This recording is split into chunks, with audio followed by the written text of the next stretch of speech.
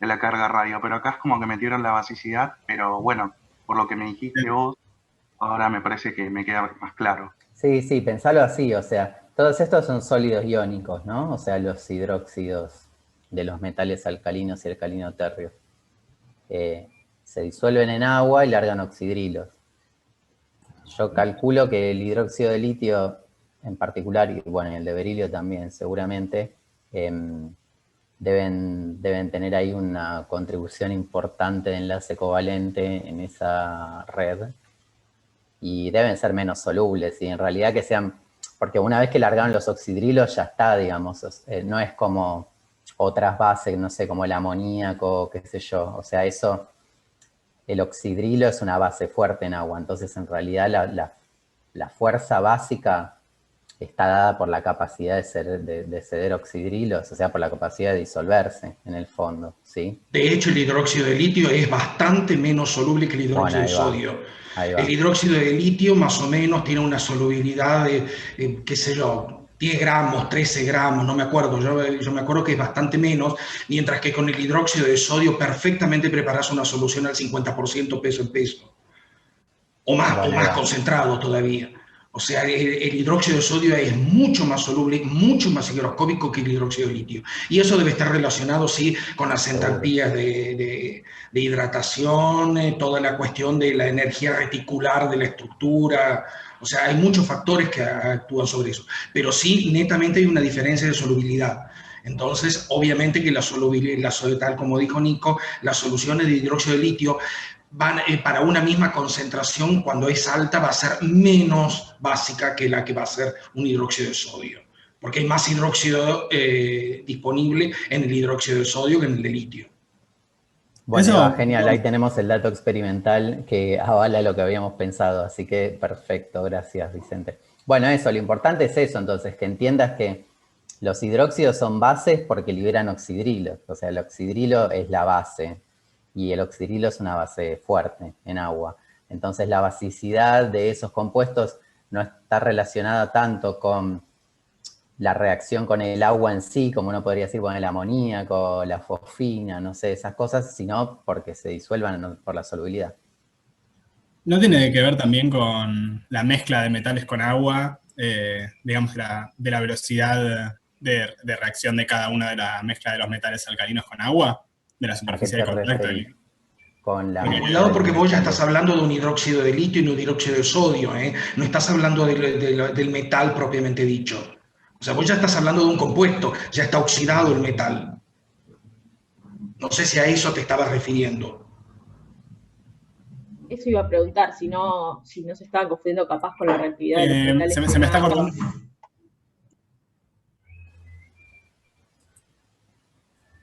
Se me está cortando un poco, así que si no respondo es por eso. Pero estaba Ok. preguntando porque si tenía relación con algo que habíamos visto en un problema de cómo va disminuyendo el punto de fusión al bajar en el grupo de los metales alcalinos y Ok. cómo eso hace que aumente la superficie de contacto con el agua. Entonces, si hay más superficie de contacto con el agua, la reacción ocurre más rápidamente, digamos, se ve más rápidamente la explosión del metal en el agua.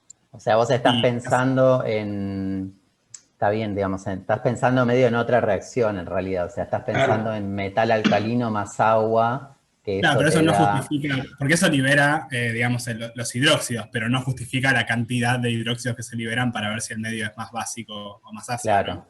claro. Claro, buenísimo. Sí, sí, son reacciones distintas. O sea, si a vos te piden comparar la basicidad, lo que tenés que comparar es la reacción responsable de la basicidad.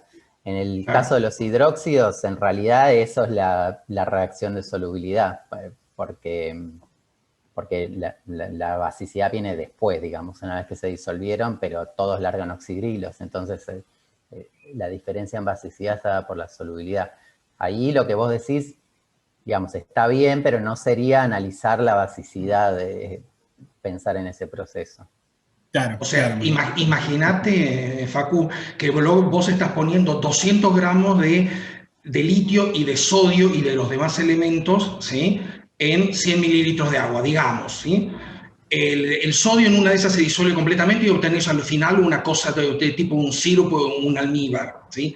Pero en cambio en el hidróxido de litio vos lo que vas a ver finalmente que todo el metal reaccionó, ¿sí? Pero vas a encontrarte con una buena cantidad de sólido blanco, que es el hidróxido de litio que es insoluble, ¿sí?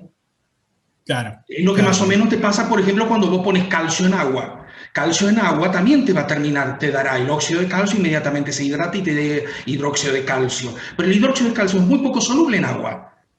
Y entonces eso te va a precipitar completamente. De hecho, el hidróxido de calcio es una base relativamente débil, digamos. ¿Sí? ¿Por qué? Porque la solubilidad es muy baja. De hecho, el hidróxido de calcio es la cal muerta. Creo que ya habíamos hablado algo de esto en algún momento, yo lo comenté. ¿Sí? Que antes cuando uno trabajaba en construcción compraba la cal viva, que era óxido de calcio, y preparaba la metida en agua para hacer la cal propiamente dicha para mezclarla después con el cemento. ¿Sí? Pero ese hidróxido de calcio es casi insoluble. Recién para tener buena solubilidad tenés que bajar hasta el bario. Recién el bario es bien soluble. ¿Sí? Pero ahí estás viendo otro efecto, que es el de la solubilidad. Y que tal como dijo Nico, la solubilidad está directamente relacionada con la disponibilidad de la especie que te está interesando ahora, que es el oxidrilo. Buenísimo, genial, gracias.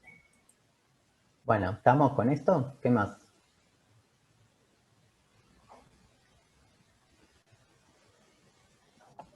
Ahí alguien había hecho una consulta por el chat que le respondí por ahí, pero no sé si quedó claro o si hay más gente que tiene dudas. Que preguntaron por qué en la tarea 5, por qué el trifluoruro de boro es peor ácido de Lewis que el tricloruro de boro. Y él pensaba que era al revés porque con flúor el enlace es más polar. Y preguntaba si era por la retrodonación pide el enlace y sí, efectivamente es por eso. Pero no sé si quedó claro porque no volvió a escribir, por eso pregunto.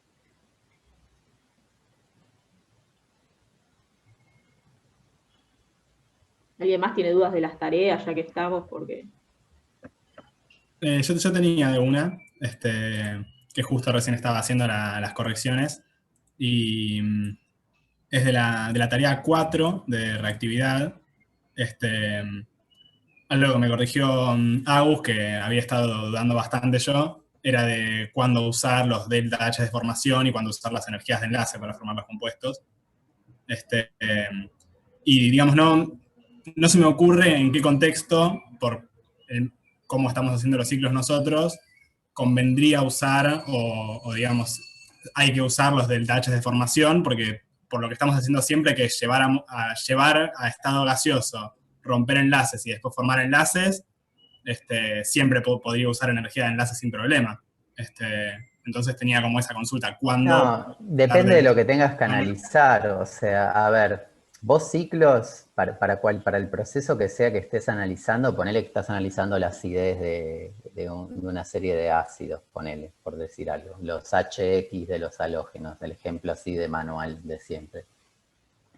Ciclos hay infinitos, o sea, podés escribir todos los ciclos que se te ocurran. Podés transformar todo en protones y electrones, si querés, y después volverlo a juntar. O sea, podés hacer lo que quieras con los ciclos. La pregunta es, ¿qué te están pidiendo analizar? Y entonces, ¿cómo te las ingeniás para inventar un ciclo que incluya magnitudes, o sea, delta H o lo que sea, que vos puedas relacionar con lo que te están pidiendo analizar y que puedas hacer un análisis en base a eso, digamos. Vos podrías llevar todo a protones y electrones y volver a formar los átomos de los productos, pero eso no te serviría para nada para analizar la tendencia de acidez. Entonces, la pregunta es como muy general, habría que ver cada caso en particular. Si vos estás analizando un proceso en el cual comparar los delta H de formación te aporta, los tratás de meter en algún lado. Si no, no. En general, no sé, a mí no me gusta generalizar nada porque uno nunca sabe, pero no, claro, no era por eso, porque entiendo que hay infinitos ciclos y uno los puede armar como por cómo Acá, venimos claro, haciendo las cosas, nos suelen resultar más útiles meter las energías de enlace. Eso no quiere decir que nunca vas a poder comparar claro, usando en los este detalles caso de era como que formación. tenías que si te das cuenta por dónde venía la mano, digamos, tenías que meter en algún lado las energías de enlace, entonces como que lo más natural que esperábamos era eso, y no que metieran en los delta H de formación, porque además son cosas que uno con los dedos no tiene por qué saber cuál es mayor que el otro, si quiere comparar, por ejemplo. En cambio, las de enlace, más o menos, con los dedos se pueden justificar de cómo esta va a ser mayor que esta, etc. Sí me parece que usaron en problemas los delta H de formación cuando comparaban, no sé, por ahí los sulfatos de distintos metales o los óxidos de distintos metales, y ahí usan la formación y como que la parte que es del elemento que no quieren analizar, por ejemplo los sulfatos o los oxígenos, no lo toman en cuenta y solamente ven el resto. Pero es como que acá, si bien no estaban mal ponerle los delta H de formación, como que sin mirar la tabla cuánto valen esos delta H, no podías capaz justificarlo mediante un razonamiento. No sé si se entendió o si se empeoró mal. No, sí, buenísimo. Genial. Y es un poco también de, ¿cómo decirlo?, de viveza. Por ejemplo, vuelvo al mismo ejemplo de siempre, pero porque es el fácil. La acidez. Vos mirás la reacción que tenés, ¿no? ¿Qué estás comparando? Los halógenos entre sí. Estoy bajando en el grupo. Y paso de los reactivos que tienen HX a los productos en los que eso está disociado. Se rompió el enlace. Y bajo en el grupo. Y yo sé que al bajar en el grupo la energía de enlace de las cosas cambia mucho. Como que pensarlo un poco de esa manera te lleva a decir, y bueno, si yo meto acá la energía de enlace, yo sé cómo varía la energía de enlace HX al bajar en la tabla periódica. Entonces, eso, allí por lo menos hay una tendencia que puedo analizar y que está metida en el proceso ese que estoy analizando, porque HX me da H más X menos, qué sé yo, como mirar esas cosas. Pero bueno, sí, es, nada, entrenamiento. Tampoco vemos, o sea, como también tómenlo con calma porque no es infinito el abanico de propiedades que manejamos y nada, son 4 o 5 variantes de ciclos más o menos que vemos, o sea, que tampoco se les ocurra nada demasiado estrambótico, tiene que estar dentro de las magnitudes que manejamos siempre. Bueno, ¿qué más? ¿Estaba claro, Facundo, más o menos? Sí, es una respuesta un poco amplia y vaga, pero porque, bueno, el tema es amplio también. No, genial. Después, no sé si alguien pregunta algo más ahora, pero sí podía compartir el ciclo que había armado para hacer una pregunta. Ah, dale, sí. Vos, Agus, ¿le querés decir algo más concretamente sobre el caso, porque como vos le corregiste, por ahí te acordás? No, está perfecto. Justo estaba buscando a ver si habíamos visto algún ciclo en esta materia que tuviera delta H de formación. Yo creo que lo que contestaron está perfecto. Hubo una tendencia que vino, digamos, en varias de las tareas, que fue que en la entalpía de formación, perdón, digamos, aparecía en el ciclo, pero el proceso que estaba representado por ese valor no era realmente el proceso que uno espera ver cuando lee entalpía de formación. Por ejemplo, había elementos que uno sabe que en condiciones normales de presión y temperatura son gaseosos y estaban sólidos, o no sé, en vez de decir hidrógeno 2 decía hidrógeno solo, es decir, solo el átomo o cosas por el estilo. Es decir, uno puede plantear en principio un ciclo tan rebuscado como a uno se le ocurra, o digamos, puede estar planteando procesos más complejos. La idea es que ustedes sean consistentes con ustedes mismos y que si están planteando que en algún momento del ciclo hay un proceso correspondiente a ese valor, entonces lo que tiene que estar escrito tiene que ser la reacción que corresponde con ese valor. No sé si me explico. Yo tenía dudas con eso, ahora que lo aclaraste tengo un poquito más. Por ejemplo, vos me hiciste, bueno, esas correcciones, y yo por lo que puedo suponer es porque al carbono yo lo puse gaseoso, entonces no podría escribir delta H de formación porque en condiciones de CNPT es un sólido. Exacto. Digamos, en las tablas los delta H de formación se corresponden con ciertos procesos. No me acuerdo en particular qué era lo que decía tu tarea, pero sí, en el caso de que hubiera, por ejemplo, carbono involucrado, tiene que aparecer sólido. No puede decir, por ejemplo, carbono gaseoso. No porque ese proceso uno no lo pueda plantear en un ciclo. Digamos, en principio vos lo podés plantear, pero la entalpía de ese proceso no es la entalpía de formación. Será otra, que honestamente no sé qué nombre tiene, o no sé si a alguien se le ocurrió ponerle un nombre, pero no es esa que ya está tabulada, que ya tiene un significado asociado, digamos. O sea, no es que esté mal el ciclo en sí, sino que tal vez el nombre que le habían puesto al proceso en ese caso no sería el correcto, porque ese nombre ya está ocupado y significa otra cosa. Pero sí, en principio no tiene por qué estar mal que aparezca el carbono gaseoso. Si lográs obtener un ciclo que a vos te sirva, está todo bien.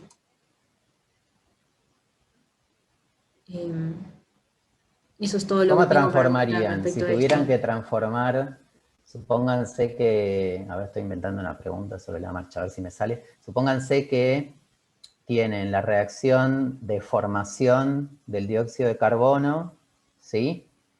Y después tienen la reacción entre carbono gaseoso y oxígeno para dar dióxido de carbono.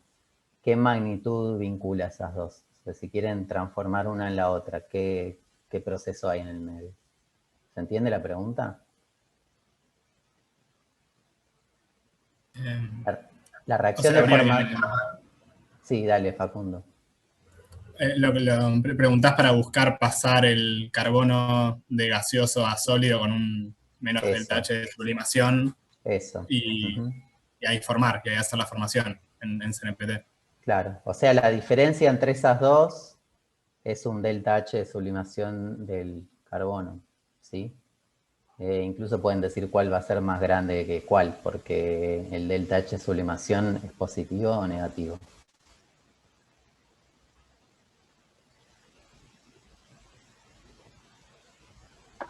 Positivo, dice Germán ahí. Ok. Ah, y bueno, Constanza también había dicho, sí, lo mismo, lo que dijiste. Está bien, Constanza, es lo mismo. Bueno, eso. ¿Qué más? Creo que Facundo quería compartir algo. Ah, dale. Ah, bueno, comparto el ciclo para preguntarles también otra cosa. Dale.